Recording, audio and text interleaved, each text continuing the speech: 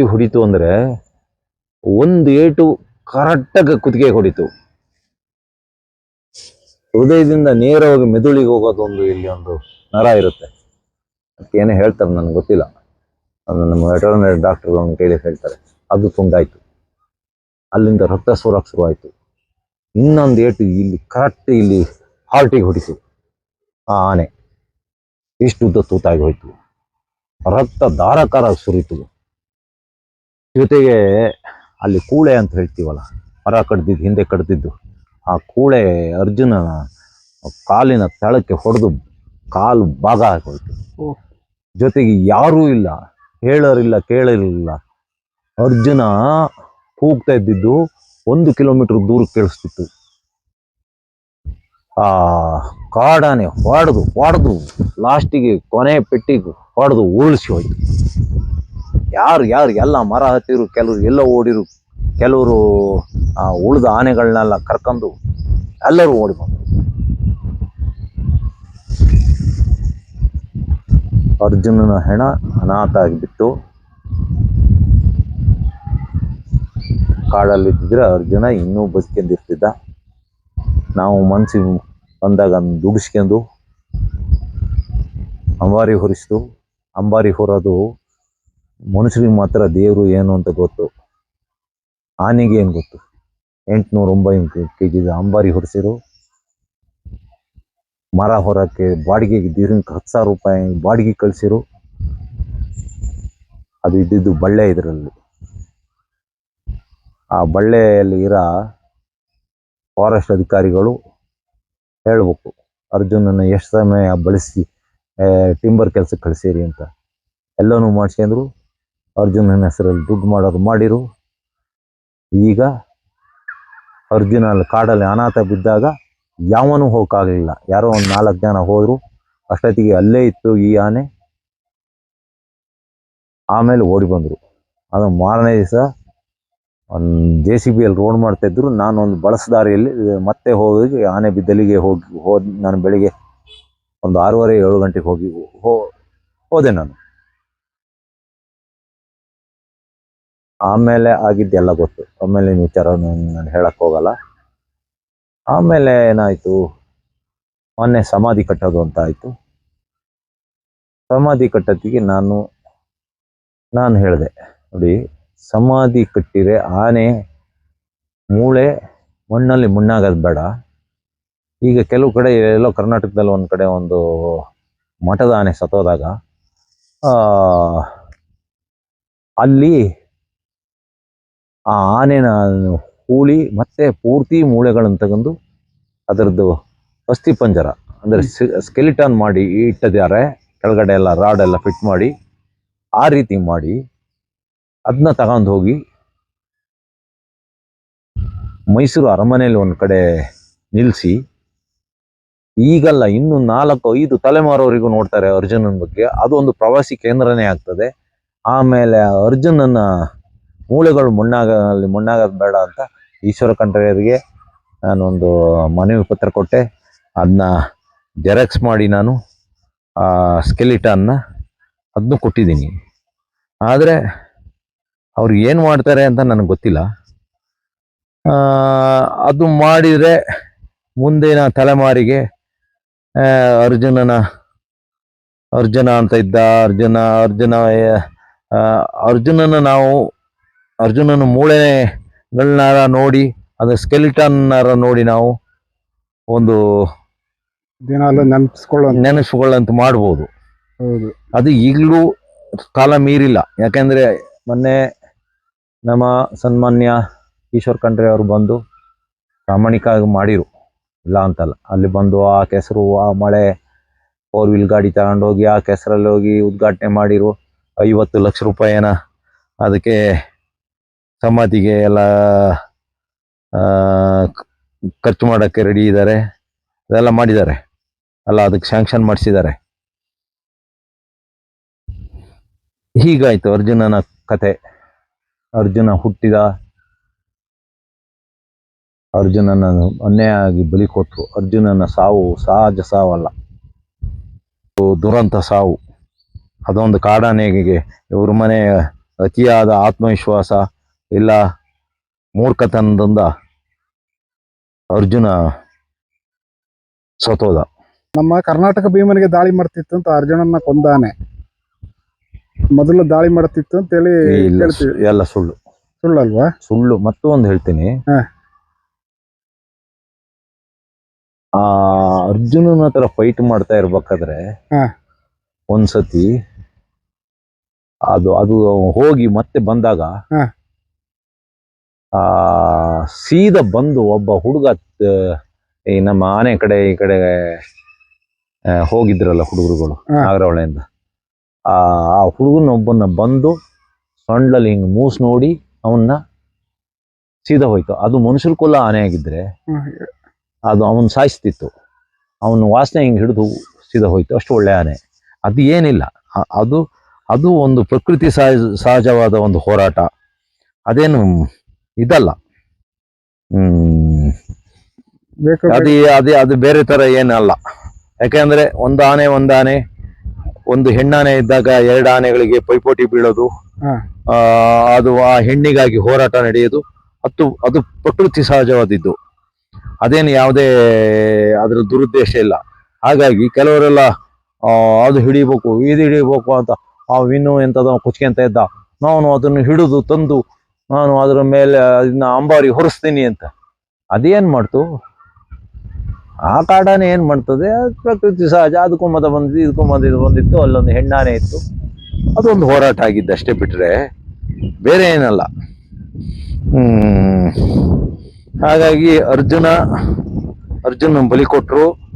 63 ವರ್ಷದ ರಿಟೈರ್ಡ್ ಆನೆ ಹೈಕೋರ್ಟಿನ ಆದೇಶನ ಮೀರಿ ಅದನ್ನ ಯಾಕೆ ತಂದ್ರು? ಬೇರೆ ಆನೆಗಳು ಇರ್ಲಿಲ್ವಾ? ಅರ್ಜುನನ್ ಯಾಕೆ ತಂದ್ರು? ಬಳ್ಳೆಯಿಂದ ಯಾಕೆ ಕಳ್ಸಿರು?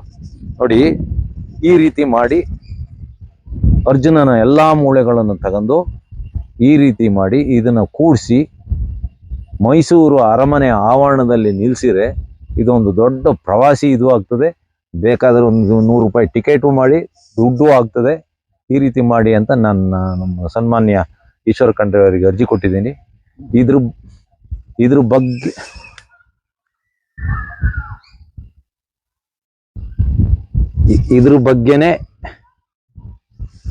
ಬಗ್ಗೆನೆ ನಾನು ಕಳಿಸ್ತೀನಿ. ಇದ್ರ ಬಗ್ಗೆನೆ ನಾನೀಗ ಮುಂದಿನ ವಾರ ಈ ಆನೆ 13 ಸತಿ ಅಂಬಾರಿ ಹೊತ್ತ ಬಲರಾಮನ ಸಮಾಧಿ ಬಗ್ಗೆ, ಮತ್ತೊಂದು ಎಲಿಫೆಂಟ್ ಕಾರಿಡಾರ್ ಕಟ್ಟಾಗಿರೋದ್ರಿಂದ ಆನೆಗಳಿಗೆ ಹೈವೇ ಮೇಲೆ ತಿರುಗಾಡಕ್ಕೊಂದು ಆರ್ಚ್ ಥರ ಒಂದು ಬ್ರಿಡ್ಜ್ ಮಾಡಿಕೊಡಿ ಅಂತ ಕೇಳ್ಕೊಳಕ್ಕೆ ಅಂತ ನಾನು ಮುಂದಿನ ವಾರ ಹಾಸನದಲ್ಲಿ ಒಂದು ಪ್ರೆಸ್ ಮೀಟ್ ಮಾಡ್ತಾ ಇದ್ದೀನಿ. ಆದರೆ ನಾನು ಕೊನೆಗೆ ಒಂದು ಮಾತು ಕೇಳೋದು, ಈ ಸಾವು ನ್ಯಾಯವ? ಇನ್ ಕೇಸ್ ಅಭಿಮನ್ಯು ಏನಾದ್ರೂ ಇದ್ದಿದ್ರೆ ಅವತ್ತು ಅರ್ಜುನ ಉಳಿಬೋದಿತ್ತ ಸರ್? ಅಭಿಮನ್ಯು ಇದ್ದು ಅಭಿಮನ್ಯನ್ನು ಒಂದೇ ಬಿಟ್ಟಿದ್ರೆ ಅಭಿಮನ್ಯುಗೂ ಇದೇ ಗ್ರಾಚಾರ ಬರ್ತಿತ್ತು. ಆದ್ರೆ ಅಭಿಮನ್ಯನ ಮಾವುತ ಇದ್ದಾನಲ್ಲ, ಅವನು ಸಮರ್ಥ. ಅವನು ಏನೋ ನಿಭಾಯಿಸ್ತಿದ್ದ. ಆದ್ರೆ ಅಭಿಮನ್ಯು ಅರ್ಜುನನು ಒಟ್ಟಿಗೆ ಹೋಗಿದ್ರೆ ಅವರು ಈಗ ಒಂದು ಎಡವಟ್ ಮಾಡಿರಲ್ಲ, ಪಕ್ಕದಾನಿಗೆ ಹೊಡೆದು ಸಾಕಿದಾನಿಗೆ, ಆತರ ಆಗ್ದಲೇ ಇದ್ದಿದ್ರೆ ಅರ್ಜುನ ಉಳಿತಿದ್ದ. ಅಭಿಮನ್ಯು ಬ್ಯಾಕ್ ಇಂದ ಹೊಡಿತಿದ್ದ, ಅಲ್ಲ ಫ್ರಂಟ್ ಇಂದ ಹೊಡಿತಿದ್ದ, ಬ್ಯಾಕ್ ಇಂದ ಇವನ್ ಹೊಡಿತಿದ್ದ ಅರ್ಜುನ. ಆನೆ ಓಡ್ತಿತ್ತು, ಇಲ್ಲ ಸತ್ತೋಗ್ತಿತ್ತು. ಅವು ಸಾಮಾನ್ಯಕ್ಕೆ ಮದ ಬಂದ ಆನೆಗಳು ಸಾಯವರಿಗೂ ಹೋರಾಡ್ತವೆ. ಆನೆಗಳು ಹೇಳ್ತೀನಿ, ಮದ ಬಂದ ಆನೆಗಳು ದಡ್ಡ ಆಗಿರ್ತವೆ. ಮದ ಬಂದ ಆನೆಗಳಿಗೆ ಏನು ಎದುರಿ ಸಿಗ್ತದೆ ಅದ್ರ ಮೇಲೆ ಅಟ್ಯಾಕ್ ಮಾಡ್ತವೆ. ಅವಕ್ಕೆ ಸ್ವಂತ ಬುದ್ಧಿ ಇರಲ್ಲ ಅವಾಗ. ಅದು ಮೂಲವು ಇದು ಒಂದು ಹೆಣ್ಣ ಕೂಡೋದು, ಯಾಕೆಂದ್ರೆ ಅದು ಪ್ರಕೃತಿ ನಿಯಮ. ಅವತ್ತು ಅಭಿಮನ್ಯು ಇದ್ದಿದ್ರೆ, ಎರಡನ್ನೂ ಒಟ್ಟೊಟ್ಟಿಗೆ ಬಿಟ್ಟಿದ್ರೆ ಅರ್ಜುನ ಉಳಿತ. ಅರ್ಜುನ ಇಲ್ದಲೆ ಅಭಿಮನ್ಯು ಒಂದೇ ಹೋಗಿದ್ರು ಅಭಿಮನ್ಯುಗೆ ಅಷ್ಟು ಸುಲಭ ಆಗ್ತಿರ್ಲಿಲ್ಲ. ಯಾಕಂದ್ರೆ ಅಭಿಮನ್ಯುಗೆ ಇನ್ನು ಮದ ಬಂದಿರ್ಲಿಲ್ಲ, ಇದಕ್ ಮದ ಬಂದಿತ್ತು. ಆ ಮದ ಬಂದ ಆನೆಗೆ ಅಭಿಮನ್ಯು ತಲೆ ಕೊಡ್ತಿರ್ಲಿಲ್ಲ. ಆ ಸ್ಮೆಲ್ಲಿಗೆ ಇನ್ನೇನೋ ಆಗ್ತಿತ್ತು. ಇದು ಇತ್ತು ಅಂತ ಹೇಳೋದು ಇದು ಇದಲ್ಲ. ಅವತ್ತು ಆ ಆನೆ ಬಲಾಢ್ಯವಾಗಿತ್ತು. ಅದು ಒಂದು 6,000 kg ಇತ್ತು. ಅದರ ಕೋರೆಗಳು ಭಾರಿ ಚೂಪಾಗಿತ್ತು. ಅದು ಅಷ್ಟೇ ಅಲ್ಲದೆ ಅದು ಒಂದು ಕಾಡಾನೆ ಅಷ್ಟೇ ಅಲ್ಲ, ಅದ್ರ ಪ್ರೇಯಸಿ ಅಲ್ಲಿದ್ಲು. ಪ್ರೇಯಸಿಗಾಗಿ ನಡೆದ ಹೋರಾಟ ಅದು, ಬೇರೆ ಯಾವ ಕಾರಣನೂ ಅಲ್ಲ. ಅದು ನನ್ನ ಪ್ರತಿಸ್ಪರ್ಧಿ ಒಬ್ಬ ಬಂದ, ಅದು ಮದ ಬಂದ ಆನೆನೇ ಬಂದ ಅಂತ. ಬೇರೆ ಆನೆ ಬಂದಿದ್ರು ಅದಷ್ಟು ಲೆಕ್ಕ ತಗಂತಿರ್ಲಿಲ್ಲ. ಮದ ಬಂದ ಆನೆ ಬಂದ, ನನ್ನ ಅದೇ ಹಾಗೆ ನನ್ನ ಪ್ರೇಯಸಿಗೆ ಇವನು ಬಂದ ಅಂತ. ಯಾಕೆಂದ್ರೆ ಅದಾದ್ಮೇಲೆ ಮಾರನೇ ದಿವಸನೇ ಆ ಗುಂಪಲ್ಲೇ ಇದ್ದಿದ್ದ ಒಂದು ಹೆಣ್ಣಾನೆ ಅಲ್ಲಿಂದ 1 ಕಿಲೋಮೀಟರ್ ದೂರದಲ್ಲಿ ಮರಿ ಹಾಕ್ತು. ಅಲ್ಲೇ 1 ಕಿಲೋಮೀಟರ್ ದೂರಕ್ಕೆ ಹೋಗಿ ಆ ಗುಂಪಲ್ಲಿ ನನಗೆ ಗೊತ್ತಿದ್ದಂಗೆ 16 ಆನೆ, ಅದರಲ್ಲಿ ಒಂದು 5 ಮರಿ ಬಿಟ್ರೆ ಇನ್ನು 10 ಹೆಣ್ಣಾನೆಗಳಿತ್ತು. ಇಷ್ಟು ಅವತ್ತು ನಡೆದಿದ್ದು ಸತ್ಯ. ಈಗ ಕಾಡಾನೆ ಅದು ಅಲ್ಲೇ ಇದೆಯಣ್ಣ? ಅದಿದೆ, ಅದನ್ನೇ ಯಾಕೆ ಹಿಡಿಬೇಕು? ಅದಿದೆ. ಅದಲ್ಲಿಂದ ಸುಮಾರು ದಿವಸ ನಾನು ಟ್ರ್ಯಾಕ್ ಮಾಡಿದೆ. ಸಕಲೇಶ್ಪುರ ಹತ್ರ ನಮ್ಮ ಹೇಮಾವತಿ ನದಿವರೆಗೂ ಬಂದಿದ್ದು, ಮತ್ತೆ ಅದು ವಾಪಸ್ ಹೋಯ್ತು. ವಾಪಸ್ ಹೋಗಿ ಹೋಗಿ ಹೋಗಿ ಹೋಗಿ ಈಗ ವೆಸ್ಟರ್ನ್ ಘಾಟ್ ಬಾರ್ಡರ್ ಅಲ್ಲಿ ಬಿಸಿಲೆ ಘಾಟ್ ಮತ್ತೆ ಈ ಕಡೆ ಶಿರಾಡಿ ಘಾಟಿ ಹತ್ರ ಒಂದು ಎಡಕುಂಬರಿ ರೈಲ್ವೆ ಸ್ಟೇಷನ್ ಅಂತ ಇದೆ. ಆಮೇಲೆ ಎಡಕುಂಬರಿ ಅಂತ ಒಂದು ವಿಲೇಜ್ ಇದೆ. ಅವೆಲ್ಲ ವೆಸ್ಟರ್ನ್ ಘಾಟ್ ಲಾಸ್ಟ್ ಬಾರ್ಡರ್ಗಳು. ಆ ಭಾಗದಲ್ಲಿ ಅದು ಅದ್ರ ಪಾಡಿಗದೆ. ಆಮೇಲೆ ಇಷ್ಟವರೆಗೂ ಅದು ಯಾರೇ ಮನುಷ್ಯರನ್ನ ಮೇಲೆ ಅಟ್ಯಾಕ್ ಮಾಡ್ಲಿಲ್ಲ. ಅವತ್ತು ಮನುಷ್ಯನ ಸಾಯಿಸೋದಾದ್ರೆ ಒಬ್ಬ ನಾಗರಹೊಳೆ ಕಡೆ ಹುಡುಗನ ಒಬ್ಬನ್ನ ಮೂಸು ನೋಡಿ ಬಿಟ್ಟೋಯ್ತು. ETF ಸಿಬ್ಬಂದಿನೊಬ್ಬರನ್ನ ಒಂದು ಮರದ ಮೇಲೆ ಹತ್ತಿ ಹೊಂಚಾಕ್ತಾ ಇರ್ತಾರೆ ಈ ಆನೆ ಕ್ಯಾಪ್ಚರ್ ಮಾಡ್ಲಿಕ್ಕೆ ಅಂತೇಳಿ. ಅವ್ರು ಸುಮ್ಮನೆ ಕೆಮ್ತಾರೆ. ಕೆಮ್ದಾಗ ಒಂದು ಆನೆ ಅಟ್ಟಿಸ್ಕೊಂಡು ಬರುತ್ತೆ ಫುಲ್ ಅಗ್ರೆಸಿವ್ ಆಗಿ. ಅದು ಇದಲ್ಲ, ಈ ಆನೆ ಅಲ್ಲ. ಈ ಆನೆ ಅಲ್ಲ. ಅಂತವು ಎಷ್ಟೋ ಆನೆಗಳಿದಾವೆ ನಮ್ಮಲ್ಲಿ. ಕೊಡಗಿನ ಕಡೆಯಿಂದ ಹೇಮಾವತಿ ನದಿ ದಾಟಿ ನಮ್ಮಲ್ಲಿಗೆ ಬಂದು 1 ತಿಂಗಳು 2 ತಿಂಗಳು ಬಿಟ್ಟು ಮತ್ತೆ ಅಲ್ಲಿಂದ ಅದೊಂದು ಕಾರಿಡಾರು. ಕೊಡಗಿನ ಪುಷ್ಪಗಿರಿಯಿಂದ ಬಂದು ಈ ಬೇರೆ ಕಡೆಯಿಂದ ಬಂದ ಆನೆಗಳು ಇಲ್ಲ ಕಟೆಪುರ, ಹಂಪಪುರ, ಉಂಬ್ಳಿ ಬೆಟ್ಟ ಆ ಮಾರ್ಗ ಬಂದ ಆನೆಗಳು ಅಲ್ಲೆಲ್ಲೆಲ್ಲಿ ಒಂದೊಂದು ವಾರ ಎಲ್ಲ ಕ್ಯಾಂಪ್ ಮಾಡ್ತಾ ಮಾಡ್ತಾ ಮಾಡ್ತಾ ನಮ್ಮ ಪಶ್ಚಿಮ ಘಟ್ಟದ ಶಿರಾಡಿ ಹೋಗಿ ಚಾರ್ಮುಡಿ ಹೋಗಿ, ಚಾರ್ಮುಡಿಯಿಂದ ಮುಂದೆ ಕುದುರೆಮುಖ, ಕುದುರೆಮುಖದಿಂದ ಮುಂದೆ ಶಿವಮೊಗ್ಗ, ಆ ಭಾಗಕ್ಕೆಲ್ಲ ಅದು ಕಾರಿಡಾರ್. ಗಂಡಾನೆಗಳು ಶಾಶ್ವತವಾಗಿ ಒಂದೇ ಕಡೆ ನಿಂತಿರೋದು ಅಂದ್ರೆ ನಮ್ಮ ಭೀಮ. ಮತ್ತೆ ಬೇರೆ ಎಷ್ಟೋ ಜನ ಬರ್ತಾರೆ. ಈ ಗಂಡಾನೆಗಳು ಅಂತಾರೆ ಜಿಪ್ಸಿಗಳಿದ್ದಂಗೆ. ಜಿಪ್ಸಿಗಳು ಅಂದ್ರೆ ಅಲೆಮಾರಿಗಳು. ಅಲ್ಲಿ ಬರ್ತವೆ, ವಿಸಿಟ್ ಕೊಡ್ತವೆ, 2-3 ದಿವಸ ಇರುತ್ತೆ. ಒಂದೇ ಕಡೆ ಇದ್ರೆ ಅವಕ್ಕೆ ಒಂದು ದಿನಕ್ಕೆ 250-300 kg ಅವಕ್ಕೆ ಇಷ್ಟ ಆಗಿದ್ದ ಆಹಾರ ಬೇಕಲ್ಲ. ಹೌದು, ಹೋಗ್ತಾ ಇರ್ತವೆ. ಒಂದು ಆನೆ ಒಂದು ವರ್ಷದಲ್ಲಿ 1,000 ಚದರ ಕಿಲೋಮೀಟರ್ ತಿರುಗ್ತವೆ. 1,000 ಚದರ ಕಿಲೋಮೀಟರ್ ನಿಮ್ಮ ನಾಗರಹೊಳೆನೂ ಇಲ್ಲ, ನಿಮ್ಮ ಬಂಡೀಪುರನೂ ಇಲ್ಲ, ಇಲ್ಲಿ ಈ ಕರ್ನಾಟಕದಲ್ಲಿ ಯಾವ ಕಾಡು ಇಲ್ಲ. ಏನಾದ್ರು ಇದ್ರೆ ವೆಸ್ಟರ್ನ್ ಘಾಟ್. ಆದ್ರೆ ವೆಸ್ಟರ್ನ್ ಘಾಟ್ ಅಲ್ಲಿ ಆ ಬೆಟ್ಟಗಳ ಮಧ್ಯದಲ್ಲೆಲ್ಲ ರೈಲ್ವೆ, ಹೈವೇ, ಜಲವಿದ್ಯುತ್ ಎಲ್ಲ ಮಾಡಿ ಕಾರಿಡಾರ್ನೆಲ್ಲ ಕಟ್ ಮಾಡಿ ಎಲ್ಲ ಹಣ ಮಾಡಿ ಇಡೀ ಕಾರಿಡಾರ್ ನಾಶ ಆಗಿ, ಹಾಗಾಗಿ ಆನೆಗಳೆಲ್ಲ ಊರೊಳಗೆ ಬರ್ತಾ ಇದ್ದಾವೆ. ಅರ್ಜುನನ ಸಾವು ಎಲ್ಲವನ್ನು ಮುಚ್ಚಾಕ್ತು ಸರ್ಕಾರ. ಕರೆಕ್ಟಾಗಿ ಈಗ ಏನಾರ ಅದನ್ನ ರೀಓಪನ್ ಮಾಡಿದ್ರೆ ಒಂದೆರಡು ಒಬ್ಬ DF, 1-2 ACF, ಒಬ್ಬ ರೇಂಜರು, ಆಮೇಲೆ 1-2 ಜನ ಒಂದೆರಡು ಜನ ವೈಲ್ಡ್ ಲೈಫ್ ಡಾಕ್ಟರ್ಗಳು ಸೀದಾ ಜೈಲಿಗೆ ಹೋಗ್ತಾರೆ. ಆದ್ರೆ ಅದನ್ನ ಬೇಕು ಅಂತ ಮುಚ್ಚಾಕಿರು. ಅರ್ಜುನನಂತ ಆನೆ ಇನ್ಯಾವು ಹುಟ್ಟಿ ಬರಲ್ಲ, ಯಾವೂ ಇಲ್ಲ. ಅದರಂತ ಬುದ್ಧಿವಂತ ಆನೆ, ಅದರಂತ ಶಕ್ತಿಶಾಲಿ ಆನೆ, ಆ ಭವ್ಯ ನಿಲುವು ಅರ್ಜುನನ ಮುಂದೆ ಯಾರು ಸರಿಸಾಟಿ ಇಲ್ಲ. ಅರ್ಜುನನೇ ಸರಿಸಾಟಿ. ಅದು ಯಾರೋ ಪುಣ್ಯಾತ್ಮ ಅದಕ್ಕೊಂದು ಅರ್ಜುನ ಅಂತ ಒಂದು ಹೆಸರಿಟ್ರು. ಈ ಲಾಟ್ಪುಟ್ ಹೆಸರಿಟ್ಟಿದ್ರೆ ಅದಕ್ಕೆ ಆಗ್ತಿರ್ಲಿಲ್ಲ. ಕರೆಕ್ಟ್ ಅದು ಅರ್ಜುನ ಅಂತಲೇ. ಮಹಾಭಾರತದ ಅರ್ಜುನ ಹೆಂಗಿದ್ದ ಅದೇ ರೀತಿ ಈ ಆನೆ. ನಾನು ಅದ್ರ ಮೇಲೆ ಕೂತಾಗ ಯುದ್ಧ ಮಾಡ್ತು, ಫೈಟ್ ಮಾಡ್ತು.